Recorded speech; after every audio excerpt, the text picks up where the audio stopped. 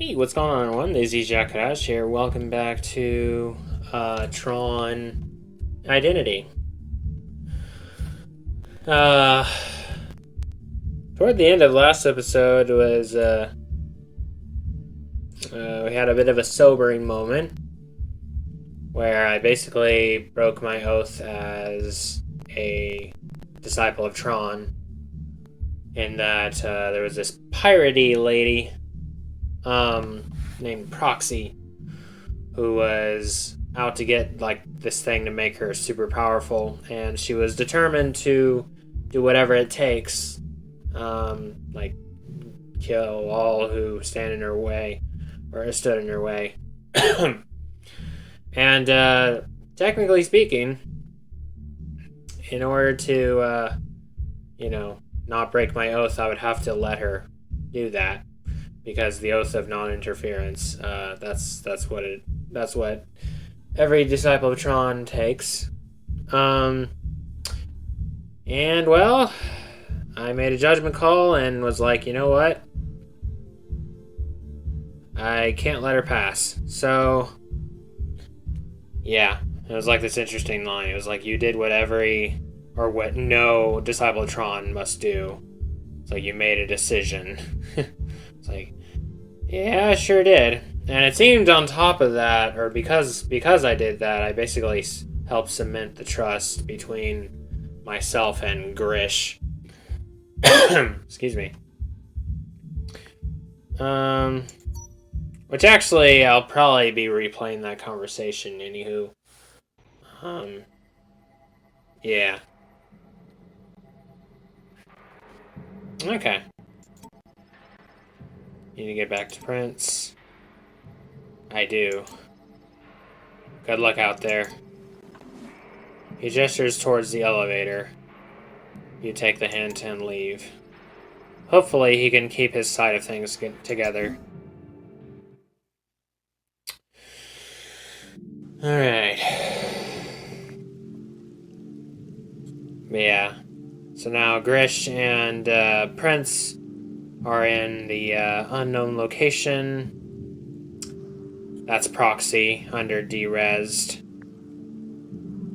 I'm gonna try to see if I can do anything in the library, because, Sierra was like, I can answer your questions, but not with Grish here. Okay, this is different. The library feels like a mirage, given everything else going on in the rest of the building. It is peaceful, calm. The trees shielded those here from the memory bug. Okay, the trees shielded those here from the memory bug. It seems to also shield them from the petty concerns of Proxy and the others. As you enter, Ada ushers you over. She seems less comfortable than before. Greetings again, program. She looks around, checking there is nobody with you. Definitely uncomfortable. What's wrong? Ada gestures to the door you entered through. She's coming here, isn't she? The thief. You weigh up whether you should tell the librarian what happened on the landing pad. Did she say what she was looking for?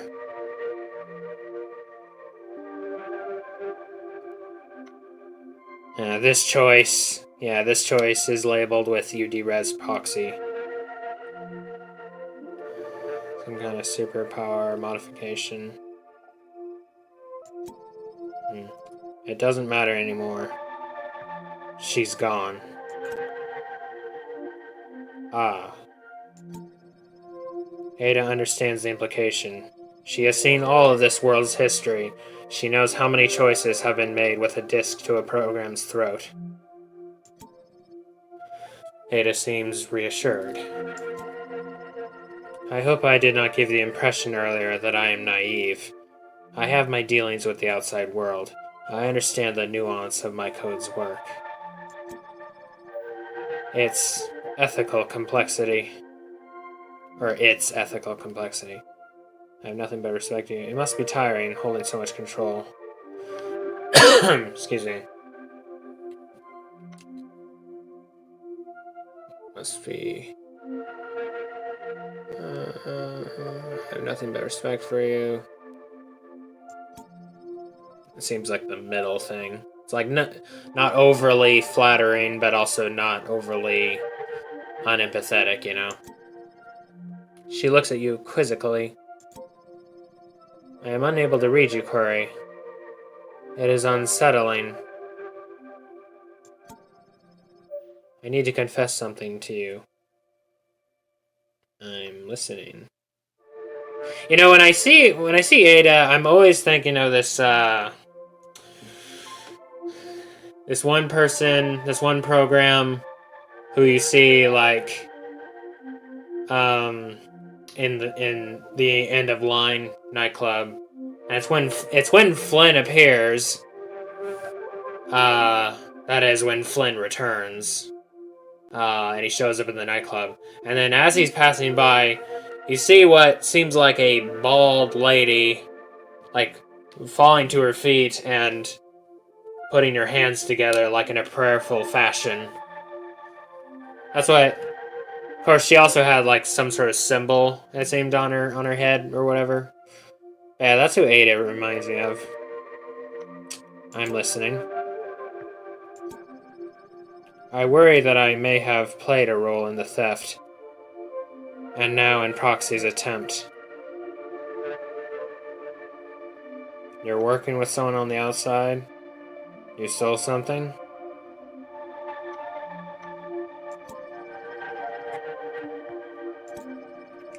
Yes, but not how you think.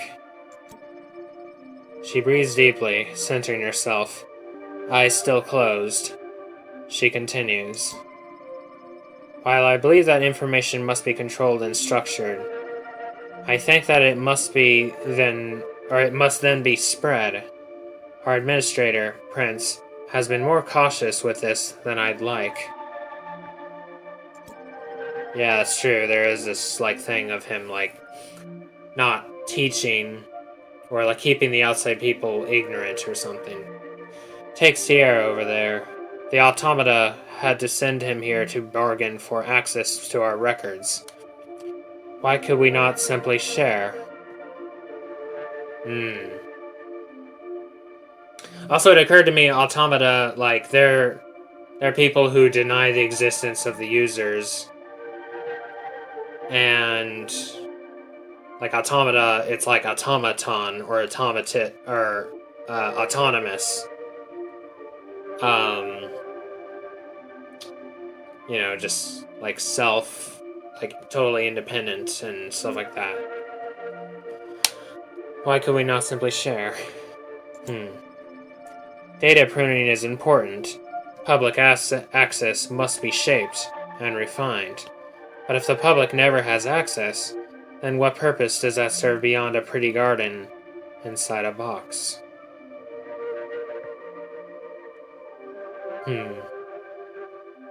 It's kind of like what was going on with, like in the first Tron. It's like a free system, and not one controlled by master control and everything. Another deep breath. A little shudder in this one. I've been releasing small packets of data. Highly curated, of course. But I've been releasing them. It was intended to inspire. But I worry it was too successful. Rumors of secrets still hidden here have been circulating, building interest. Excuse me. You think that's what brought Proxy here? In part. I think the data I shared probably put us on her map. There is nothing more precious, more important than the data we possess. The information in this room, in the repository as a whole, is all we need to guide our culture. I made our work here prominent in a way it had not been before. I opened the door. You let that hang in the air for a moment.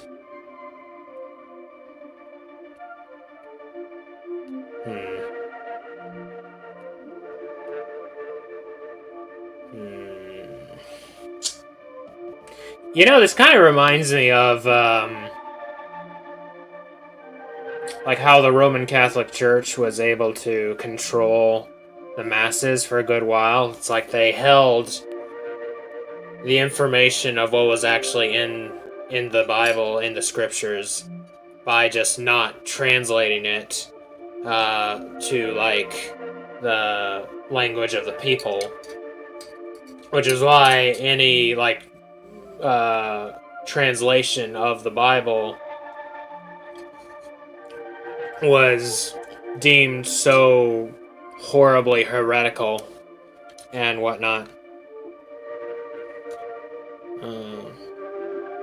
And it's like she's like having convictions of like being convicted of doing that sort of thing. You're not responsible for the explosion. This isn't part of my case. I may have to report this to Prince. I'm an investigator. You're not responsible for the explosion.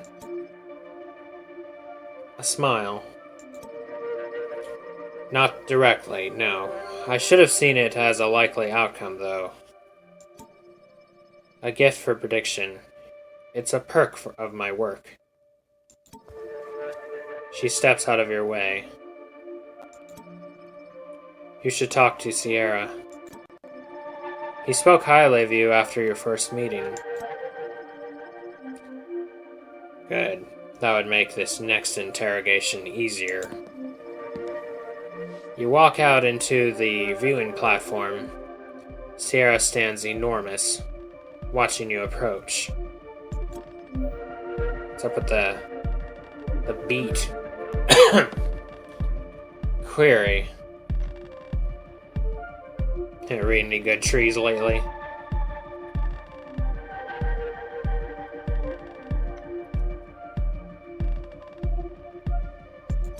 Greetings, program.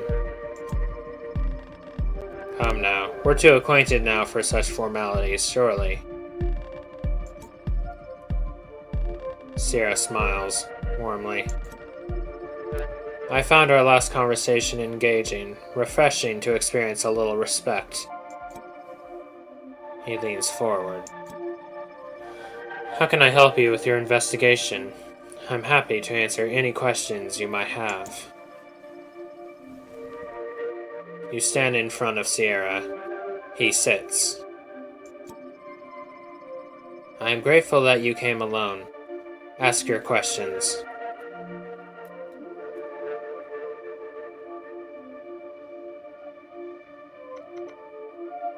Tell me about Ada. He looks over at her, back to her pruning. She has been kind to me. Well, as kind as the situation allows.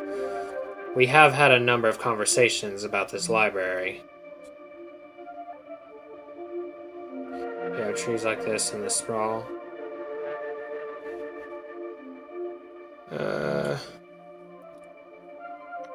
Did her data leaks bring you here?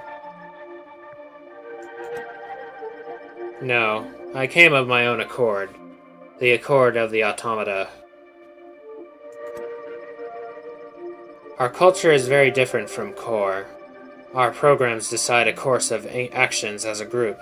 We act to serve our community, rather than ceding power with only a select few.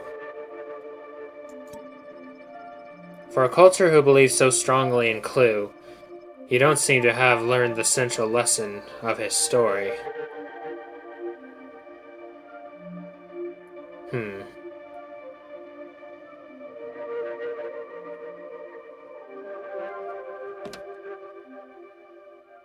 Yeah, once again, this makes me wonder.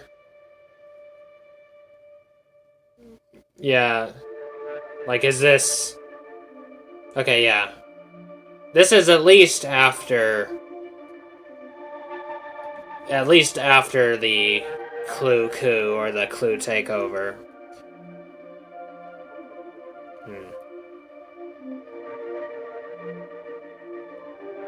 But this is making me wonder if it's indicating that this is after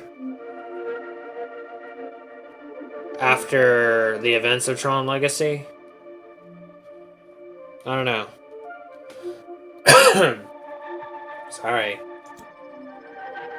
I have no complaints about my treatment by Ada.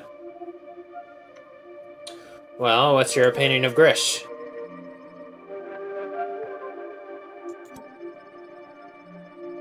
I don't want to talk about that program. I see. Where were you? Did the automata want anything in particular from Core?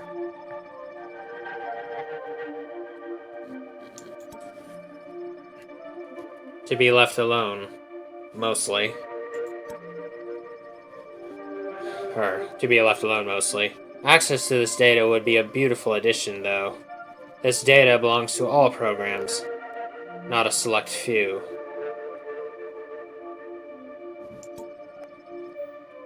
A sincere answer.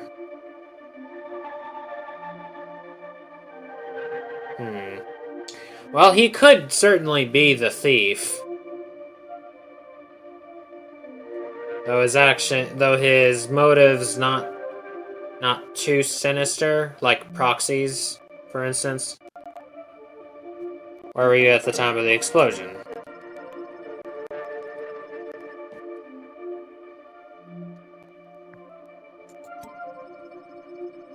I was in here, with Ada.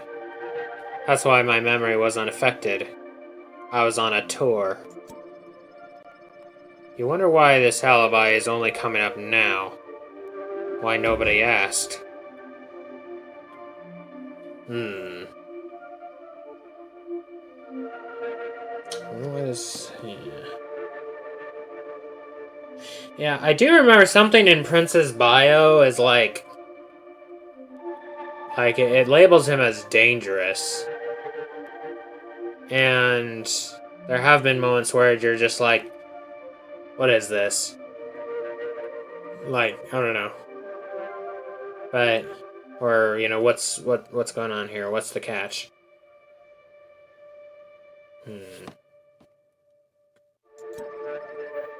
You suspect you know why.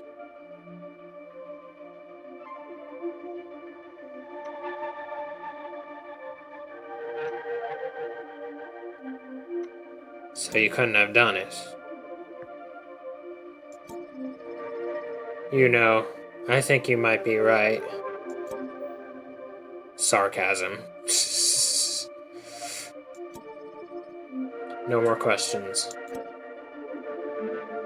Good. A thought occurs to you.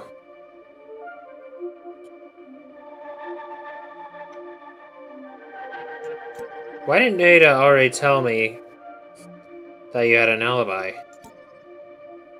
Sarah laughs. After all you've seen, all you've investigated, you still presume that a puppet of Core's would actually go out of their way to be helpful. He laughs again. It doesn't feel good. Maybe I did it remotely. Maybe I'm pulling the strings. Maybe I'm masterminding that thief's appearance too. He stands up. The laughter stops. I think I'm done with this now program. Ada runs up, hearing Sierra's bellowing laugh at the other end of the library. Is everything alright?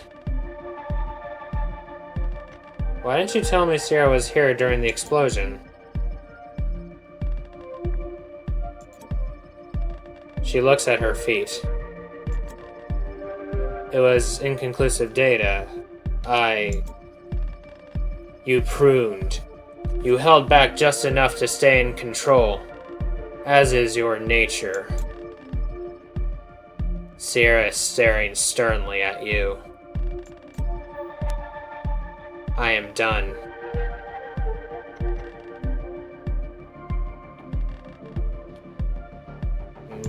Meaning?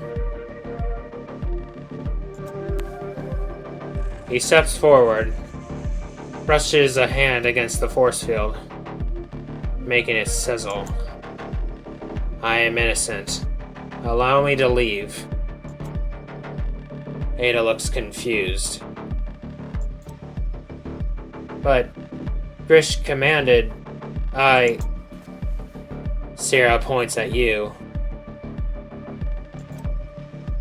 He is the assigned disciple of Tron to my case. If he chooses to, he can, and my questioning at any time.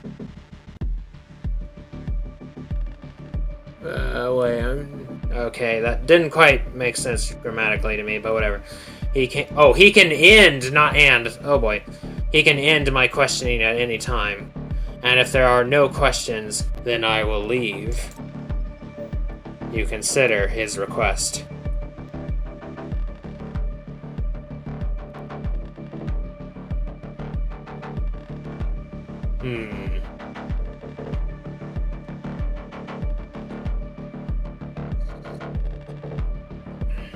Well...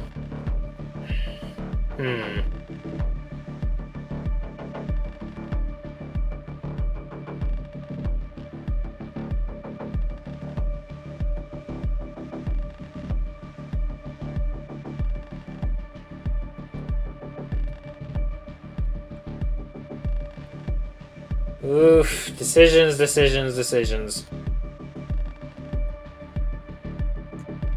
With all the force field data, I will have more questions. You're staying, Sierra.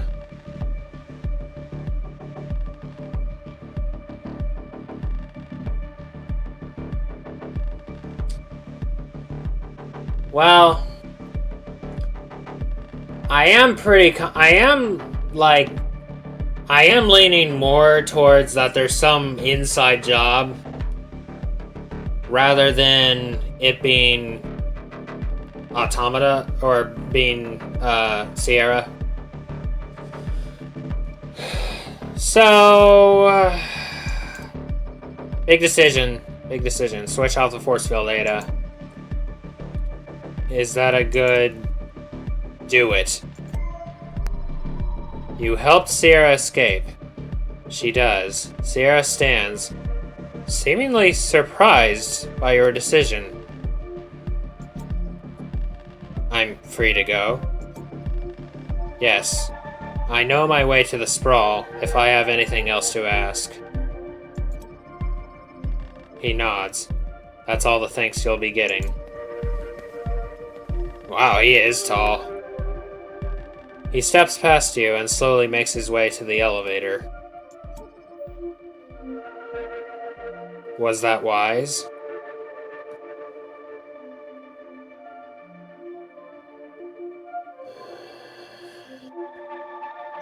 You've not been honest with me, Ada. She looks after Sierra as he gets into the elevator. I suppose not. The force field begins to reactivate.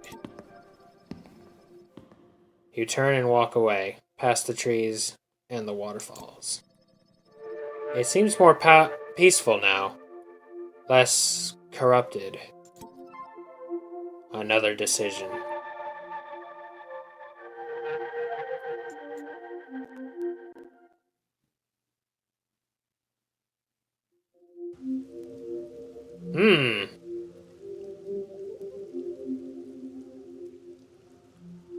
Oh, now what's his name is, Sierra, excuse me. Now Sierra is in an unknown location. So wait, when it says another decision, that means I did something further that violated my, DOT oath. Brother.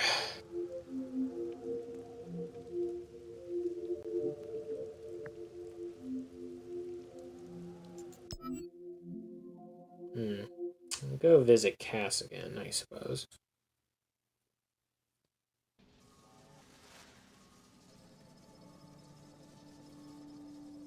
The vault is much as you left it. Outside, the falling debris of the explosion have stopped, and the room has begun to cool from the rain and wind outside. Cass stands by the hole in the vault wall. They look more confident than you remember. More ready.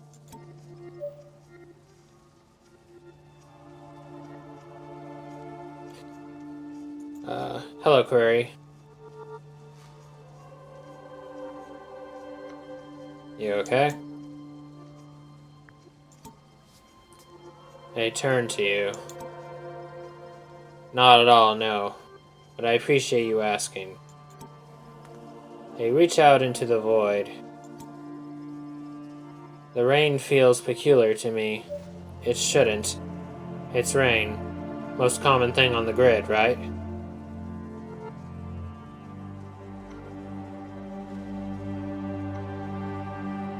Comes and goes. So why is it so strange? They withdraw their arm, wipe it dry on their robes.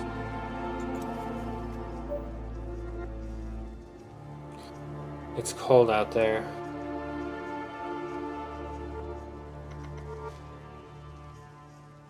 Especially so tonight. That's strange to me too. The sensation. They walk over to you.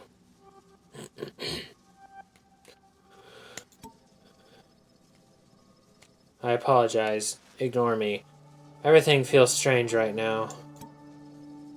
They are clearly still suffering from the damage they took in the explosion. How goes the investigation?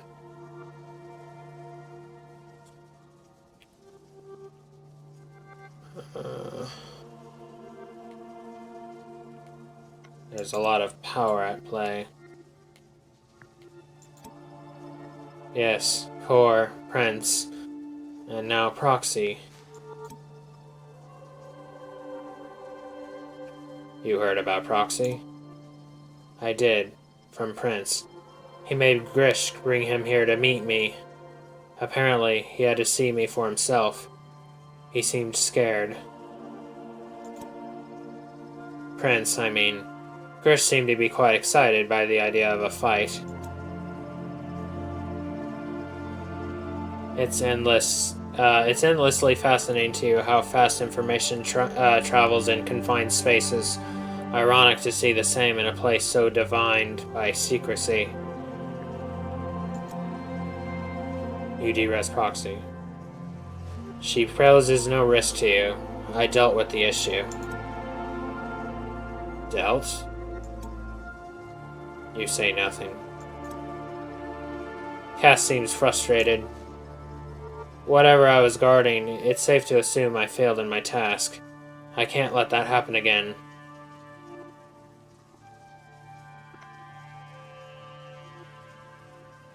Meaning? Meaning I want to help you. This is not uncommon among victims of crime.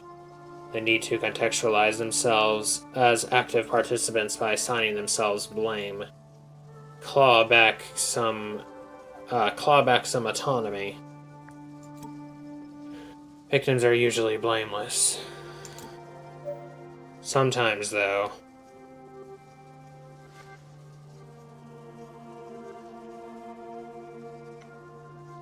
You need to find out who you are.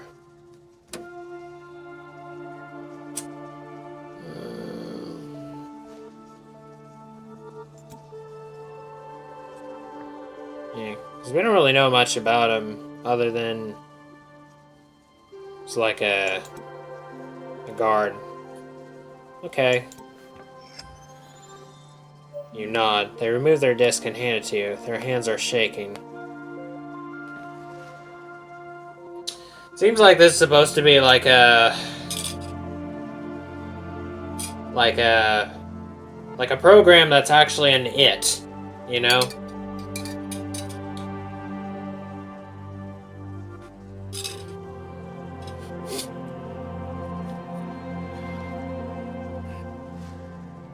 You don't have to do this. Are you scared? Yes, a little. Of what we'll find out. They smile bravely. I want to know the truth of this just as much as you do. More, possibly. This disc holds an answer. Defrag.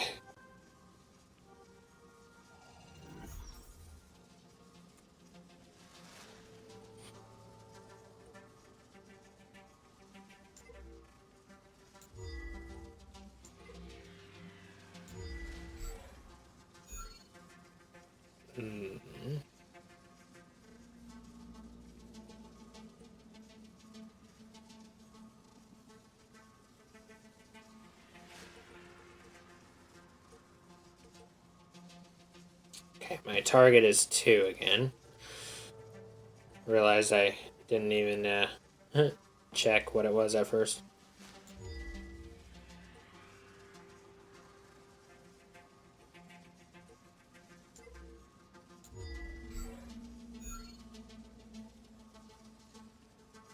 Oof.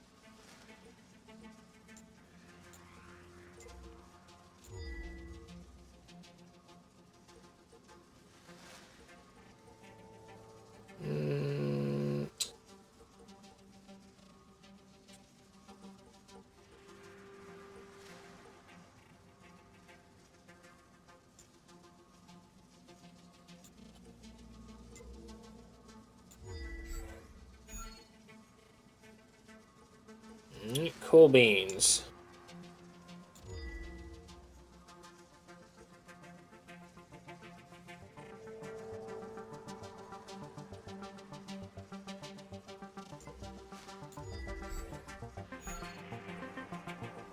No. Frick you.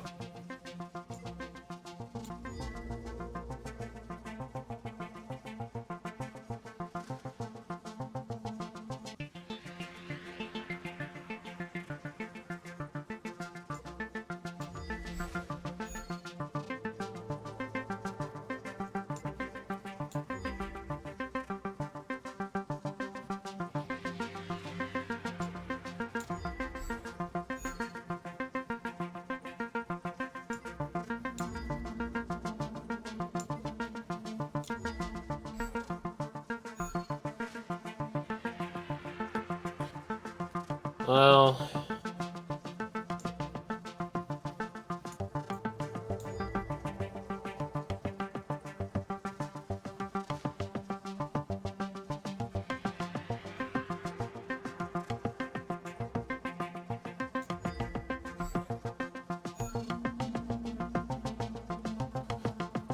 let me see.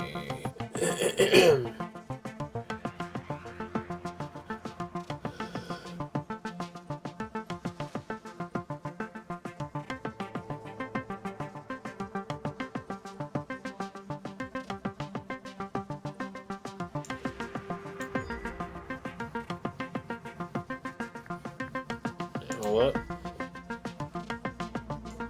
Let's do this first. Then let's do this.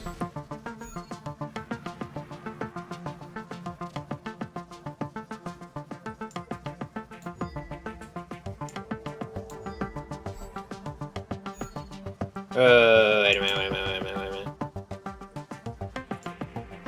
Let's get rid of this yellow. Alright.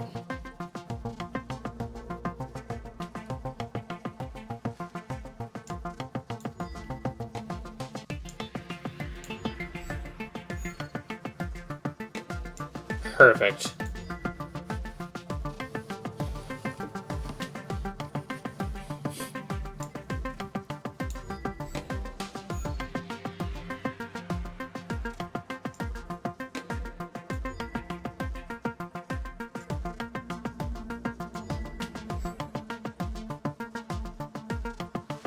Awesome.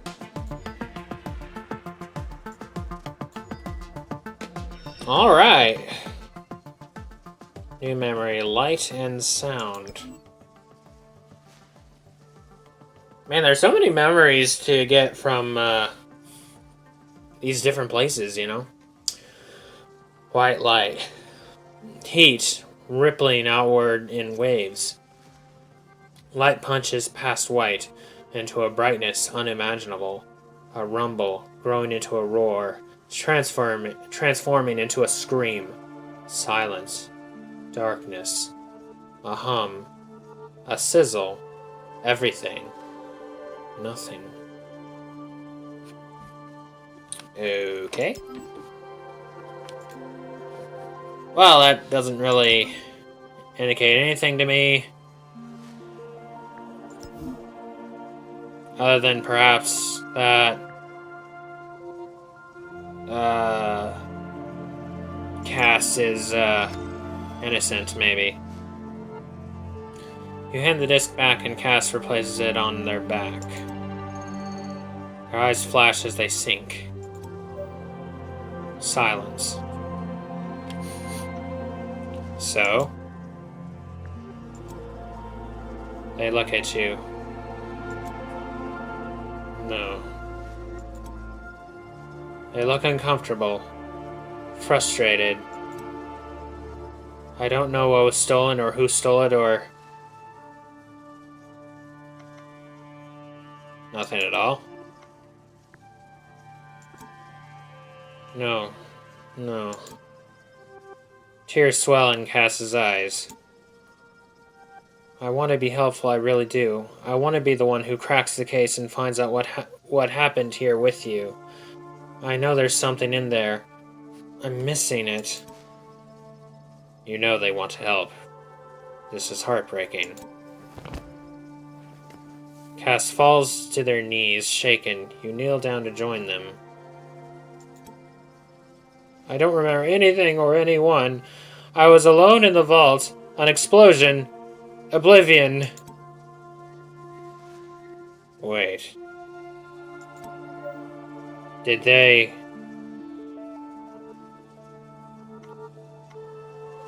You were alone?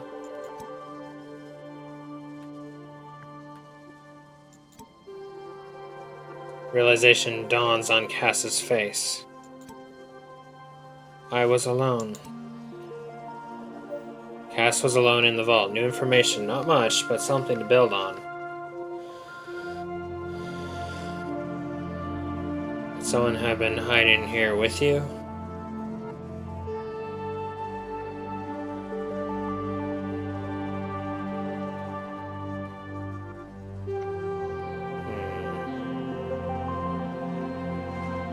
I have to ask, did you set the explosives? Could someone have been hiding here with you?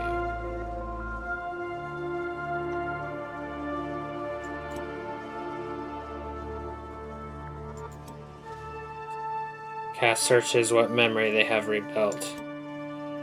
It's possible, but I can't remember seeing an explosive. I feel like I'd remember placing them, pressing a button or something. You believe them. In their current state, it would be hard to tell a convincing lie. It doesn't add up. Yet. You help Cass back to their feet. We are making progress. Slow, though. For now, they're right. But you have something to ask the others about now, at least. Do you have any suspects at all?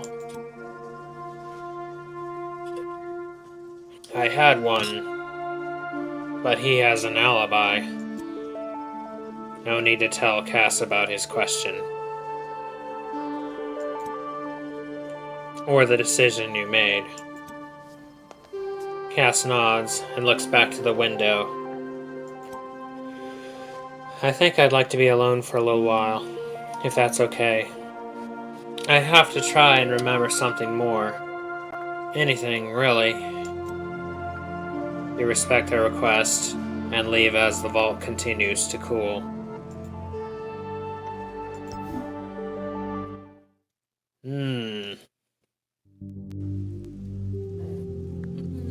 Well, now I'm kind of wishing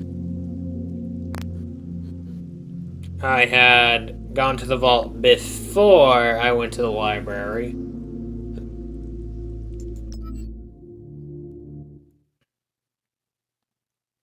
Guess I'll talk to Ada first. Oh wait, this probably means...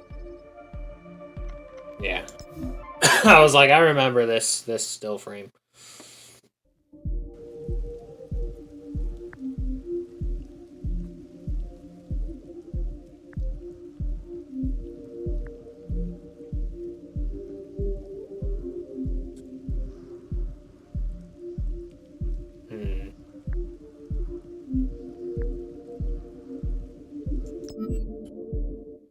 Well, where do I go?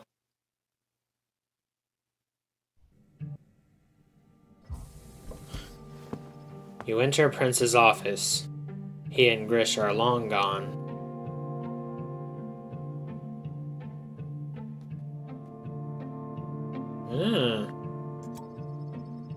Grish didn't say where. You don't blame him. You look around. This is a good opportunity to explore Prince's collection of user artifacts.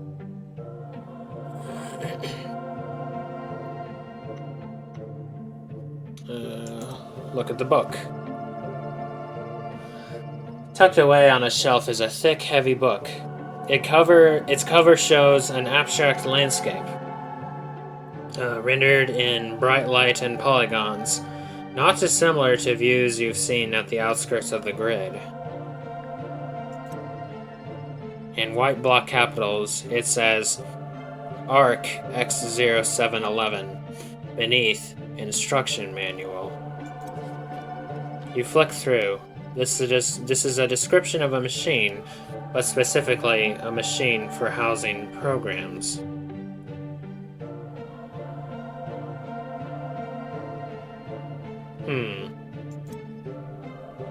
You blink. This is a book about the machine in which the grid resides. Some kind of guide for users. Ah, okay. This is profound. Learn more. You skim back through the book to the introduction and begin to read. Jump aboard the ARC X0711 and be swept away to a future like none you can imagine. Congratulations on your new purchase. With the unique technology at the heart of Incom computers, you can feel confident that no matter what the task, your hardware will be up to the challenge. So sit back, relax, and float above the flood of lesser hardware with the powerhouse you can take with you. Keep reading. You keep flicking through sections on specific software, spreadsheets, word processing, games. You remember hearing wise programs speak of other computers. The mini-grid theory. It's like the multiverse theory. This book seems to back that up. It implies that many users have their own computers. The concept is terrifying. Too deep now. Continue reading. You find a section with strange words and symbols. They call it code, instructions, ancient runes with which one can actually build programs.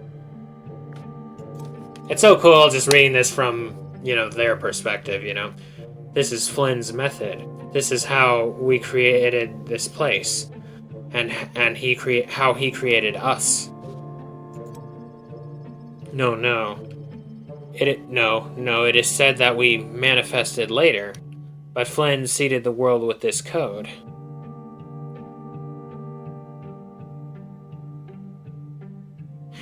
Wait, so are all these... Are these ISOs? Are these all ISOs? So wait, this is before he killed the ISOs? Who killed the ISIS? Or what?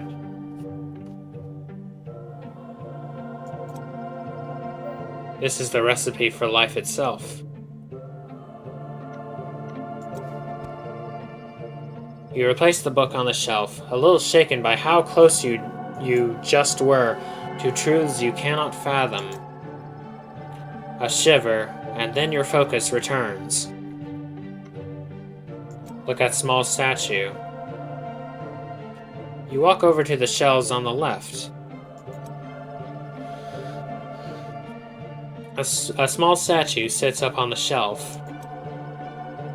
It is simple, white plastic with printed blue highlights, but you recognize it instantly as Tron himself, and take it from the shelf. You've never seen a statue like this before. Intricate hinges attach his limbs.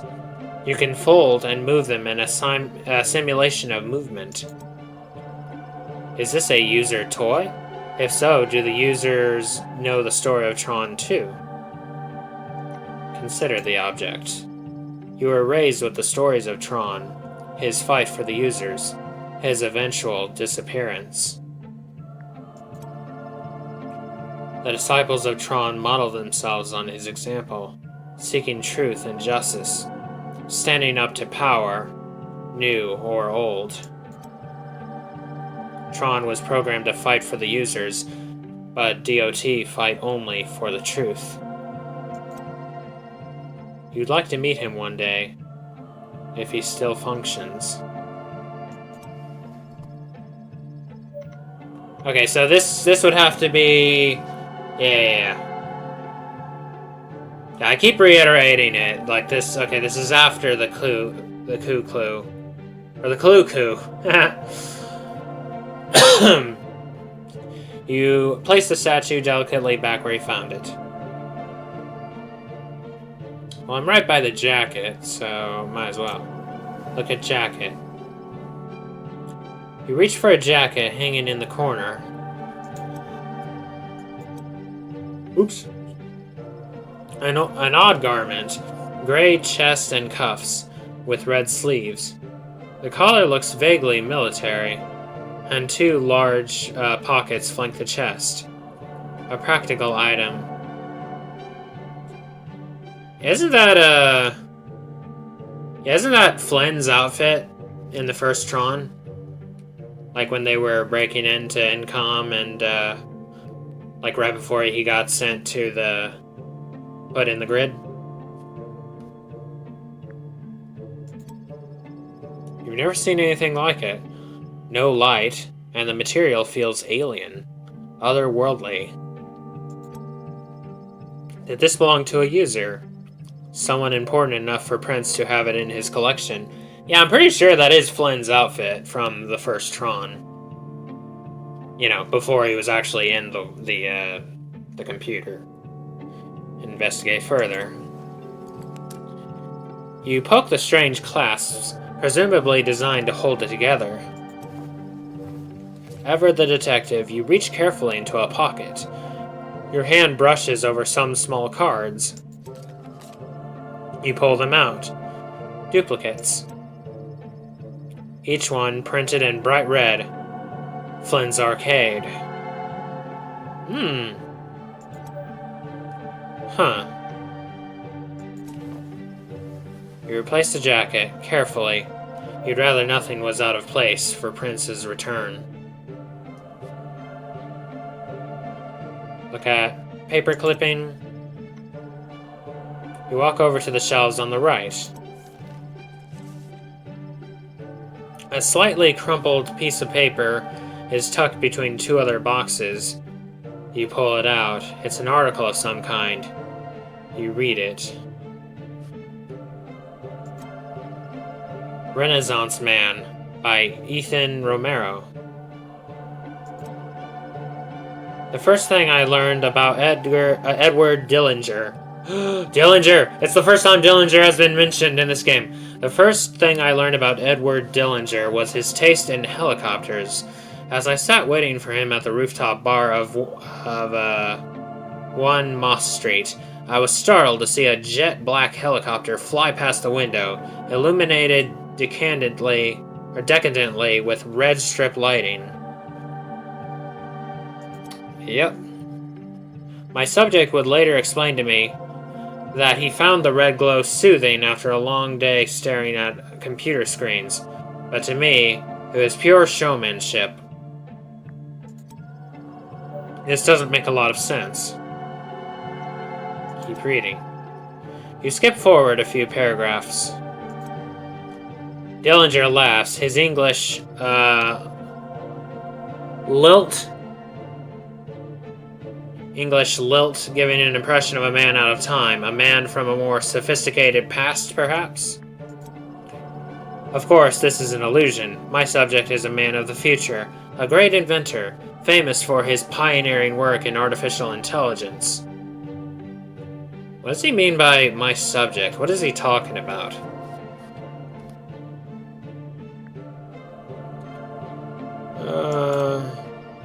He waves any celebration away, of course. For him, his proudest work is in the field of arcade video games. He aspires to be an artist in the field, and envisions a day where these, maybe my subject refers to Flynn? He aspires to be an artist in the field, and envisions a day where these electronic fancies are as celebrated as poetry, music, and film. I chuckle at this, but he seems ardent. You've never heard of this man. You skip a few more paragraphs ahead. Dillinger has recently crafted his most important invention of all, a sun. Ah, okay. So, is this Cillian Murphy's character, Eddie Jr.?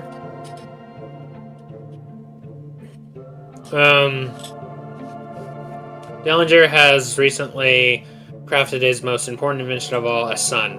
I ask him if Eddie Jr. shares his inventive streak. He assures me that Eddie is already showing an aptitude for mathematics and computing. He's a born leader, too, with a ruthless command of the sandbox. He's running rings around his kindergarten teachers. I'm wondering if part of why Disney made this game was to not only make the, supposedly the next Tron movie relevant again, but also to give context. Because this is actually the most information we've actually gotten of Dillinger's son. Kind of even more than, as far as this character is concerned, even more than, Cillian Murphy's portrayal, which was a very small role, to be fair, but still, Dillinger tells me the boy doesn't suffer fools gladly. Like father, like son.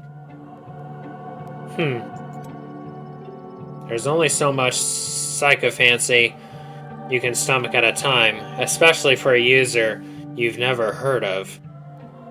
You've never heard of because the glory was taken away from him, and because he was bad. He's an evil guy. Tuck it back away. You return the clipping to its nook on the shelf. Finally, look at blinking device. The device blinks with a red light in the corner. You pick it up. Small buttons cover its surface. The blinking light radiates from a tiny screen. You carefully press one, and a simple image on the screen blinks to the right. Another button, and the image blinks left. Curious. It's some kind. I figured it was some kind of video game handheld. You press another button, and the image blinks up the screen. You realize these buttons indicate movement. You press another button to the right, and a smaller image blinks out of the first. This is some kind of representation, a simulation. Is the first image a program, and the other a disc being thrown? Why would Prince have such a thing? Why would anyone bother to make it? You return the device to its corner, utterly confused. You take one last look at the place. Next time you're here, you'll see Prince back at that window. Unlocked. Prince's desk. Yeah, I never clicked those things.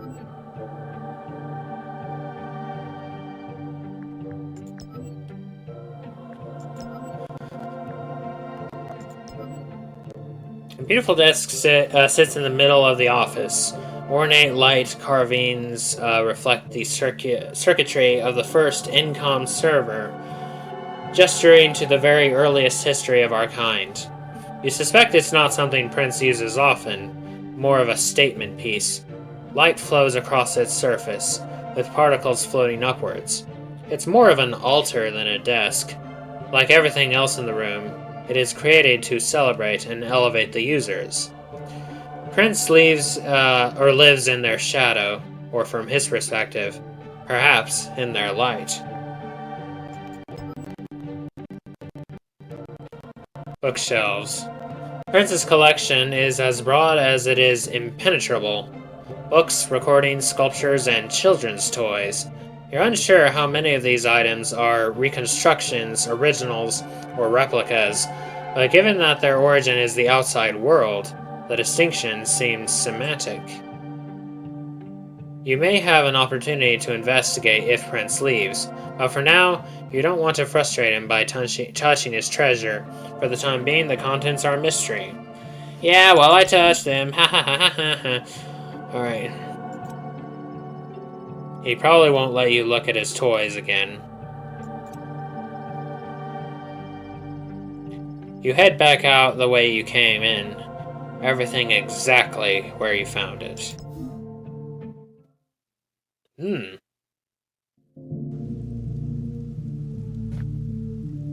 Alright. Well, before I continue, I need to go to the bathroom for a second, so I'll be right back. Alright, I'm back.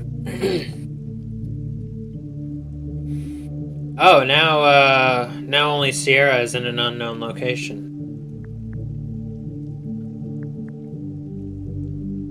Ah. Interesting.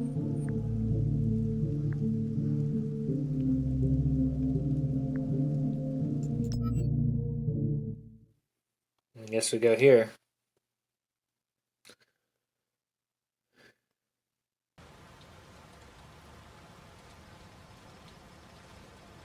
The rain is deafening now. Like the users themselves are mocking the hubris this place represents. The landing pad isn't as empty as when you saw it last. Through the rain you see a silhouette. It is Prince, with Grish beside him. He yells above the noise and beckons you over. You DRes proxy. So this is where our interloper made her move. That's right, where you're standing.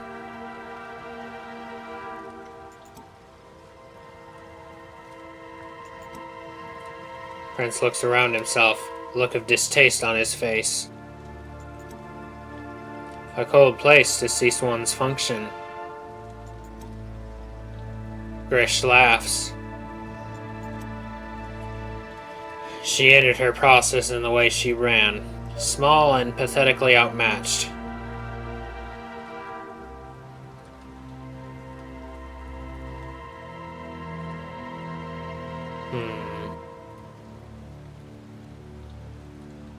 Indeed.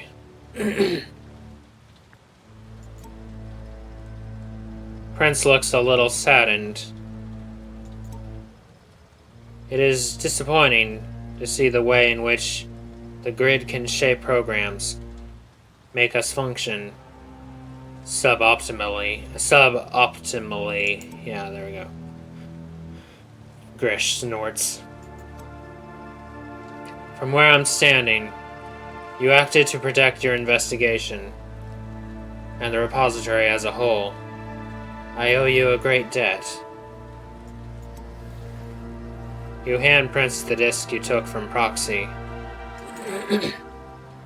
From the moment you arrived, I knew you would do what had to be done. I am immensely pleased to have been proven right. Grish nods. I love this music. You've learned a lot from me tonight. I'm a little proud to see you do what was necessary. Prince reaches out a hand to shake yours. Are our operations synchronized?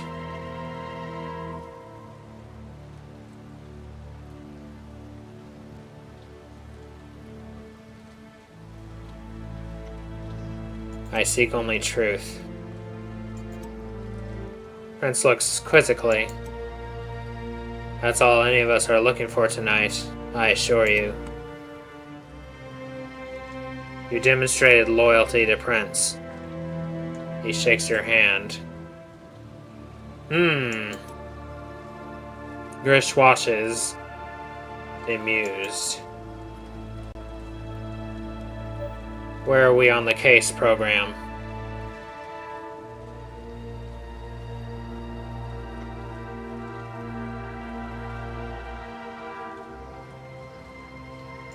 Sierra is innocent. I heard you released him. I don't remember giving you permission. Prince raises a hand. It's done, Grish. I think our friend here has done enough to prove his loyalty.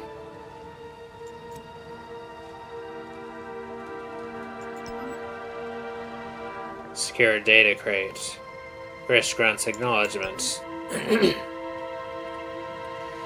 Incoming data can be stored or transferred to crates like this for transport to the library or a vault. For convenience, Core will often store data trees and records in crates elsewhere, then transport them via recognizer, carrier ship, or light rail. You found a lot of clues in the past by skimming these crates. Programs can be careless with the amount of data they leave lying around. In this case, it's unlikely that you'll find anything of value. Whatever happened here happened recently.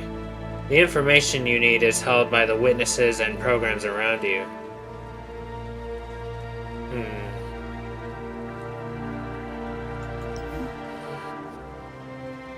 I'm honestly not sure who's the guilty one. Like, I don't know. I really don't. Prince looks up at the storm clouds above. Tonight isn't getting any more hospitable. We should return back inside.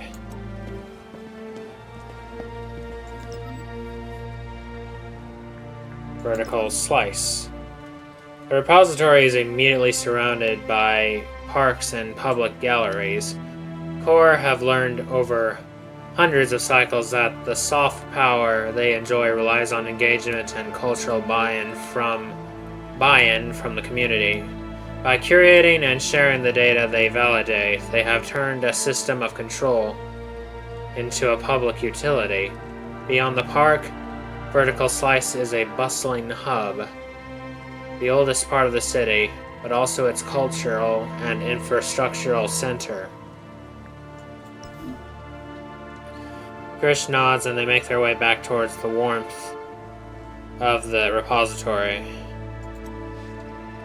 Prince turns as he approaches the entrance. One more thing, Query.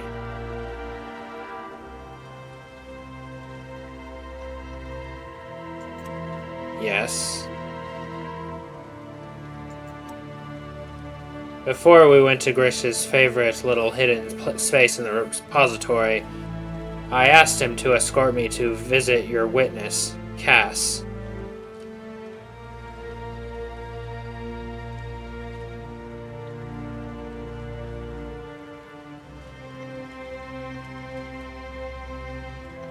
I didn't actually know that, so...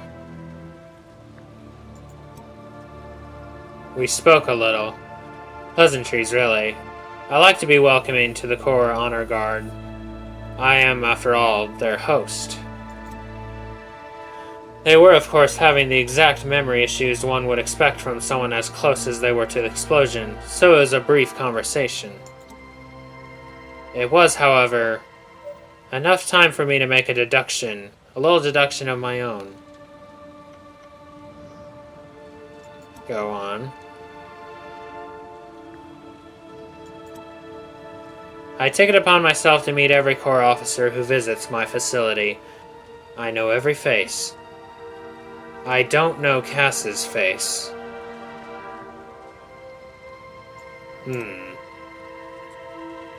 Grish winces. I should have asked questions. Prince smirks. Ah, don't beat yourself up, old boy. Your single-minded focus on your work is admirable. I wonder if Prince might have a British accent, actually, because he says, oh boy.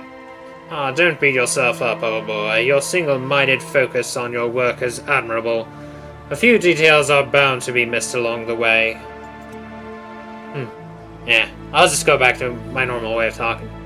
Now, we must go back inside, before this rain gets any worse.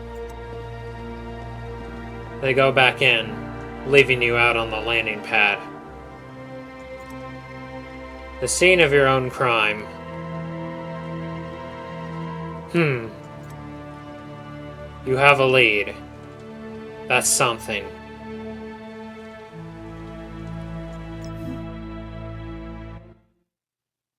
Lost faith. Allow an important program to be taken.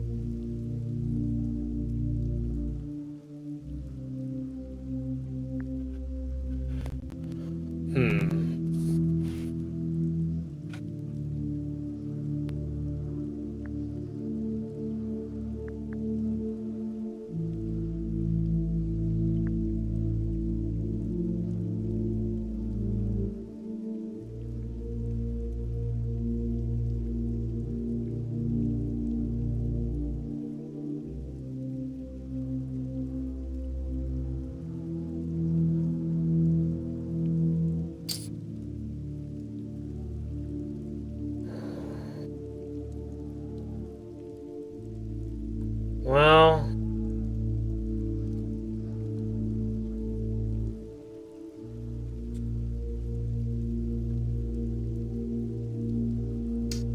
not sure what to make of this.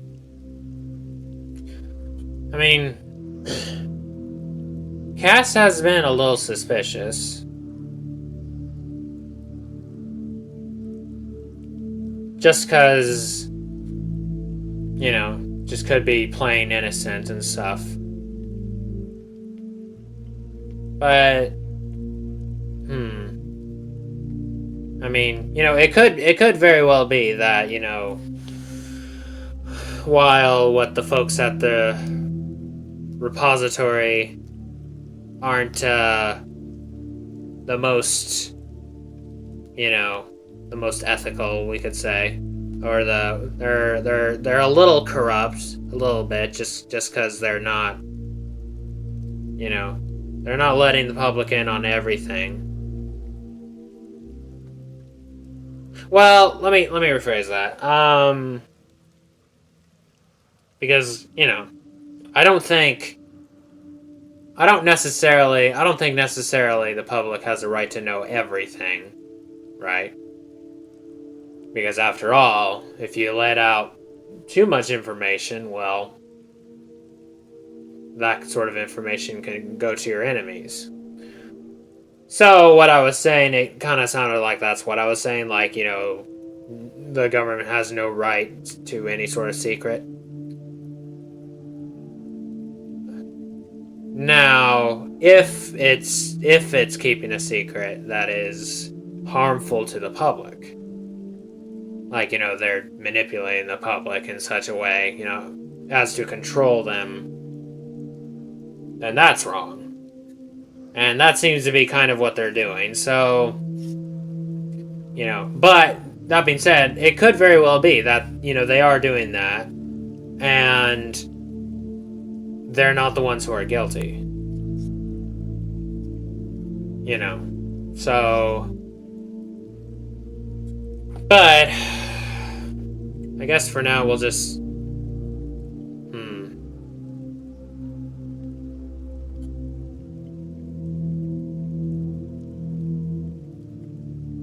Got the achievement Lost Faith.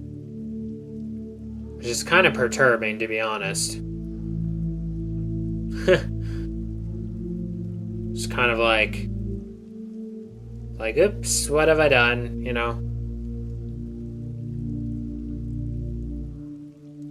Well, yeah, I guess we'll go ahead and call it here. Thank you all so much for watching. As always, God bless, and hope to see you next time for more Tron Identity. Ciao.